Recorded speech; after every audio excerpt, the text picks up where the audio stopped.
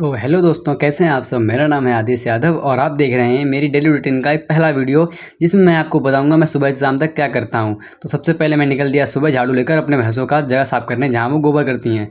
और ये देखो मैं आ चुका हूं यहाँ पर। ये पहली जगह साफ़ करनी है और दूसरी को सामने। तो सबसे पहले क्या करूँगा, मैं झाड़ू लेकर इसको साफ़ करूँगा। झाड़ू घुमाकर मैंने फेंक दी। झाड़ू साफ़ करने से पहले गोबर उठा के खेतों में डालना पड़ता है, जिससे साफ अच्छे से हो जाए। तो पहले मैंने वो किया, उसके बाद झाड़ू लगाए। झाड़ू लगाने में टाइम लग गया तो मैंने थोड़ा फास्ट कर दिया ताकि जल्दी से काम हो जाए।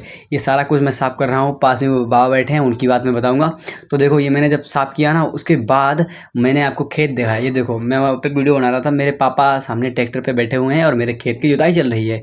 तो क्या है कि वो सामने जो बैठे हैं ना सफ़ेद शर्ट के, वही वो मेरे पापा हैं, ठीक है। अब मुझे जाना है घर पे, उस गोबर को भरने के लिए फावड़ा लेने जाना है। तो मैं अभी घर जाऊंगा। मैं घर तो इतनी तेज़ जा रहा था, ये देखो यहाँ पर जैसे मिल्खा सिंह भी मेरे से 2 साल पीछे है।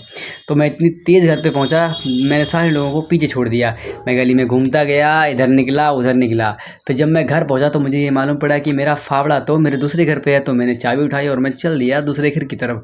तभी मेरा दोस्त मिल गया। मैंने कहा तू भी चल। उसने बोला अच्छा घूमने चल रहा है। मैंने चलता हूँ। तो वो मिला, उससे मैं हंसी मजाक में बातें करते करते छछूंदर से साथ साथ चलता रहा। फिर ये देखो पहले मेरी गांव की गलियां कितनी सकरी हैं, खास करके मेरे दूसरे वाले घर की। और ये रहा मेरा घर। अब मैं इसका ताला खोलूंगा और इस पर देखूंगा फावड़ा कहाँ पे रखा हुआ है। ताला मैंने खोला और मैंने उसको बताया ये देख मेरा महल है। जब मैंने ताला खोला फिर वो कुंडी नहीं खुल रही थी, तब मैंने कुंडी खोली। तो मैंने राधे राधे का नाम लिया, बस कुंडी खोल के अंदर घुसा तो फावड़ा देखा कि मेरे सामने रखा था, ये तसला के पास। फिर मैंने फावड़ा उठाया। अब जब मैंने फावड़ा उठाया तो मैंने बोला चल अब ताला तू लगा। फिर मैं खड़ा हो गया नेता लोगों की जैसे और मैं उसको ऑर्डर देने लगा। ऑर्डर देने के बाद जब मैं चल दिया तो मैं चाबी भूल गया। उसने बोला चल चाबी ले, चाबी भूल गया। फिर मैंने बोला जेब में रख दे, मैं जेब में रखवा के चाबी चल दिया। और गाइज़ मैं आपको बताऊं कि मेरे दूसरे घर से खेतों के रास्ते जो है ना बहुत पतले और सकरे हैं, जहाँ पर आप एक बाइक भी निकालोगे बड़ी दिक्कत होगी। ये देखो वही रास्ते हैं। फिर जब मैं खेत पहुंचा तो वो बाबा जो बैठे थे ना, उन्होंने कहा ये क्या है। तब मैंने उनको बताया कि ये मेरा ट्राइपॉड है, जिससे मैं वीडियोस बनाता हूँ रोज़, जैसे मैं अभी बना रहा था। और सामने मेरे पिताजी बैठे हैं जो मुझको बता रहे हैं चल वो काम करके आ। घर से साइकिल लेके आ और दराती लेके आ। अभी हम घर पे भैंसों के लिए चारा काटेंगे। तो फिर मैं घर पे आ गया। मैंने साइकिल तो बाहर पहले ही खड़ी कर दी थी। फिर मैं दराती भूल गया। मैं दोबारा भाग कर घर पे गया और मैंने दराती उठाई। अभी देखो मेरी दराती कैसी है, यहाँ की यूपी में ऐसी दरातियाँ होती हैं। ये देखो ये दराती मैंने उठाई, साइकिल पे फांसी और रबड़ लगाई और चल दिया वहाँ से। फिर यार मेरे को याद आया मुझे और भी काम बाद में करना है। देखो ये मेरा डेली रूटीन है, जहाँ पर मैं रोज़ ये काम करता हूँ। और गांव में सब ऐसे ही काम करते हैं। साइकिल उठाई चल दिया, थोड़ा ड्राइविंग करी और ठीक है। तो जब मैं खेतों पे पहुँचा, अभी आपको खेतों की भी दिखाऊंगा। ये देखो बच्चे भाग रहे हैं ना, तो मैंने यहाँ पर ब्लॉग बंद कर दिया कि हाँ अब मैं खेत पहुँचूँगा। अब ये देखो मेरा खेत तो नहीं है, पर ये चाचा का खेत है। वहाँ पर वो सामने मेरे पिताजी काट रहे हैं। मैंने सोचा चलो मैं भी हाथ बटा ही देता हूँ। मैं वो काट रहे थे मक्का के पेड़, मैं भुट्टे तोड़ रहा था, उनके भुट्टे दे रहा था, क्योंकि काट के ले जाओ भुट्टे मेरे वापस कर दो, उनका ऐसा कहना है, और चारा ले जाओ। तो मैंने सारे जब भुट्टे काट लिए, मतलब पेड़ काट लिए, तो मेरे पापा ने उनको किया।